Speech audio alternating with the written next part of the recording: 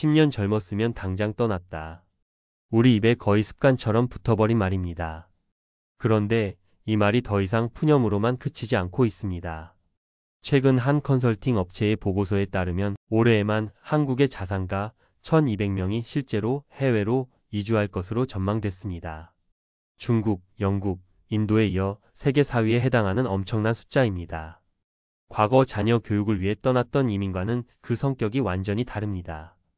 이제는 오롯이 내 남은 인생의 행복과 삶의 질을 높이기 위한 은퇴 이민이 거대한 흐름이 되고 있는 것이죠. 하지만 그 달콤한 유혹 뒤에는 우리가 미처 상상하지 못했던 차가운 현실이 숨어 있습니다. 오늘 우리는 섣부른 환상이 어떻게 은퇴 후의 삶을 송두리째 흔들어 버리는지, 그리고 진짜 성공적인 해외살이는 무엇을 어떻게 준비해야만 가능한 것인지 그 핵심을 낱낱이 파헤쳐 보겠습니다. 평생을 회사에 바쳤던 50대 후반의 김영식 씨. 오래전부터 해외 생활에 로망이 있었던 그는 명예퇴직금 1억 원과 지방의 아파트 한 채를 정리하고 남은 돈 약 4억 원을 손에 쥐고 아내와 함께 평소 꿈에 그리던 태국 치앙마이로 떠났습니다. 그의 머릿속에는 월 200만 원이면 부부가 여유롭게 중산층 수준의 생활이 가능하다 는 인터넷 기사와 유튜브 영상들이 가득했습니다. 처음 몇 달은 정말 꿈만 같았습니다. 1년 내내 온화한 날씨, 저렴한 과일, 느긋한 사람들. 하지만 환상은 그리 오래가지 않았습니다. 한국 음식이 그리워 한식당을 찾고 새로운 친구들을 만나 어울리다 보니 생활비는 눈덩이처럼 불어났습니다. 현지 생활에 적응하지 않고 한국에서처럼 살면 오히려 돈이 더 들 수 있다 는 한 전문가의 경고가 뒤늦게 뼈아프게 다가왔습니다. 결정타는 아내의 건강 문제였습니다. 낯선 땅에서 갑자기 아프자 덜컥 겁이 났습니다.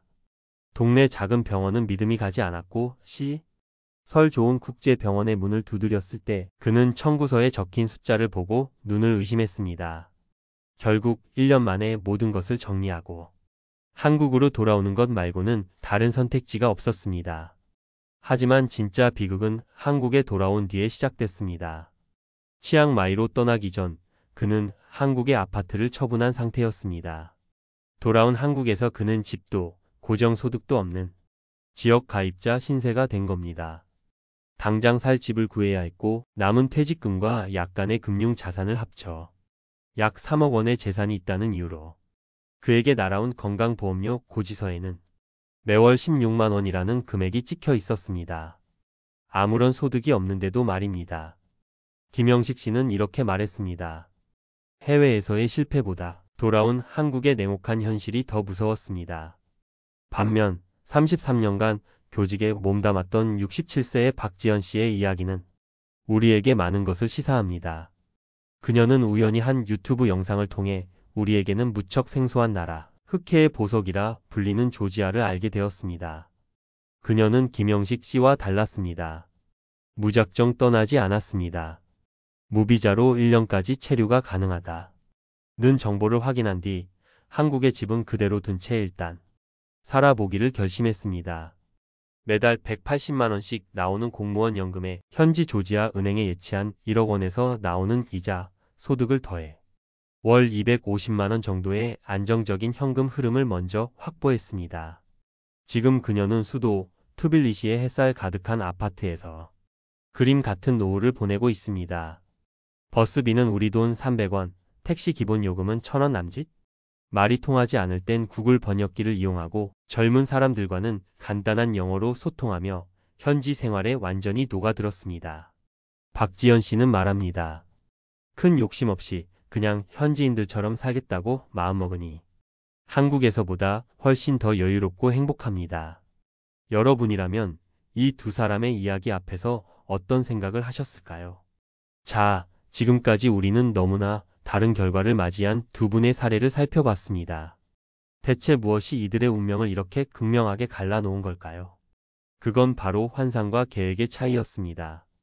김영식 씨는 해외에서 한국에서의 삶을 더 싸게 누리겠다 는 막연한 환상을 쫓았지만 박지연 씨는 지금 내가 가진 돈으로 현지에서 살아낼 수 있는가? 라는 지극히 현실적인 계획을 세웠습니다. 최근 한 은퇴 관련 블로그에서는 성공적인 해외 이민의 3대 핵심 요소로 물가와 세금, 의료와 안전, 그리고 비자와 체류 조건을 꼽았습니다. 김영식 씨는 오직 저렴한 물가 하나만 보고 떠났지만 박지연 씨는 비자 조건을 영리하게 활용해 실패해도 언제든 돌아올 곳이라는 안전장치를 마련해 둔 것입니다. 결국 핵심은 묻지마 이주가 아니라 치밀한 사전답사입니다. 전문가들이 입을 모아 조언하듯 반드시 직접 가서 살아보고 현지 의료 환경을 내 눈으로 확인하며 만약의 사태를 대비한 비상금을 확보하는 것이 실패를 막는 최소한의 조건인 셈입니다. 그런데도 인터넷 세상은 여전히 위험한 속삭임으로 우리를 유혹합니다. 단돈 500만 원으로 유럽 이민 가능. 키프로스나 파라과이 같은 나라를 소개하며 핑크빛 환상을 심어주는 콘텐츠들이 넘쳐납니다.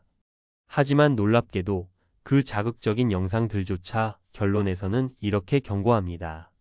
그런 곳들은 대부분 치안, 의료, 사회 인프라가 한국보다 훨씬 열악할 확률이 높다고 말입니다. 심지어 최소 10억 원 정도의 자산이 없다면 섣부른 해외 이주보다는 한국에 거주하는 것이 낫다. 고 조언하기까지 합니다. 이것은 단순히 돈의 액수 문제가 아닙니다. 예상치 못한 문제에 대처할 재정적 완충지대가 없다면 은퇴 이민은 행복이 아닌 재앙이 될 수 있다는 강력한 경고인 것입니다. 그렇다면 우리는 무엇을 어떻게 준비해야 할까요? 성공적인 해외 은퇴를 꿈꾸는 당신이 반드시 스스로에게 던져봐야 할 현실 체크리스트 4단계를 지금부터 알려드리겠습니다. 첫째, 나의 월 현금 흐름을 냉정하게 계산하십시오.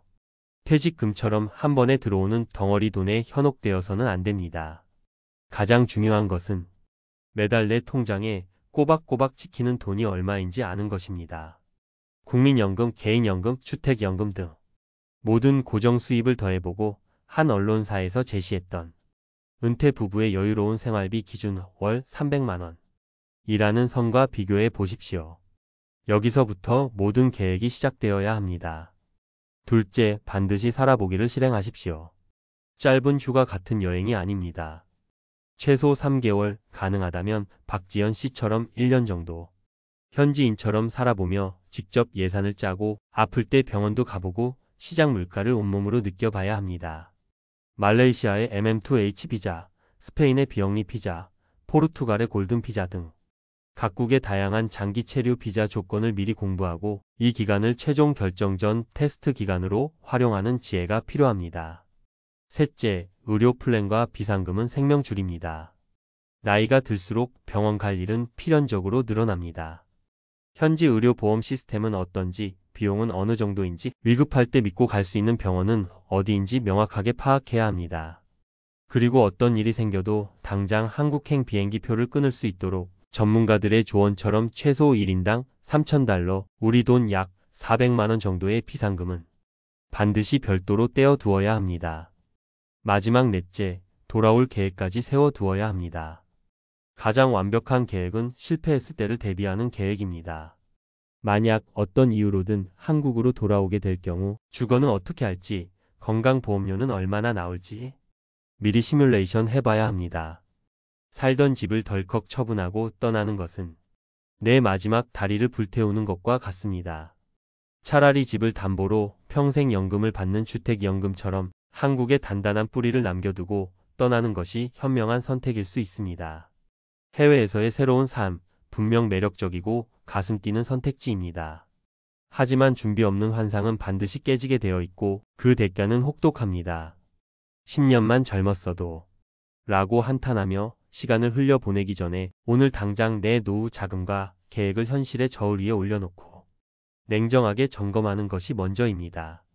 어쩌면 우리가 그토록 찾아 헤매는 진정한 살기 좋은 그곳은 지구 반대편의 낯선 나라가 아닐지도 모릅니다.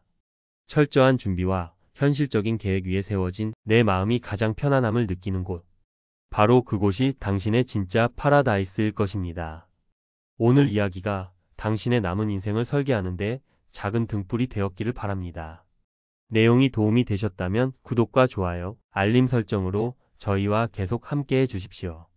비슷한 고민을 하고 계시거나 여러분만의 지혜가 있다면 댓글로 생각을 나누어 주시면 감사하겠습니다. 여러분의 모든 걸음을 응원합니다. 감사합니다.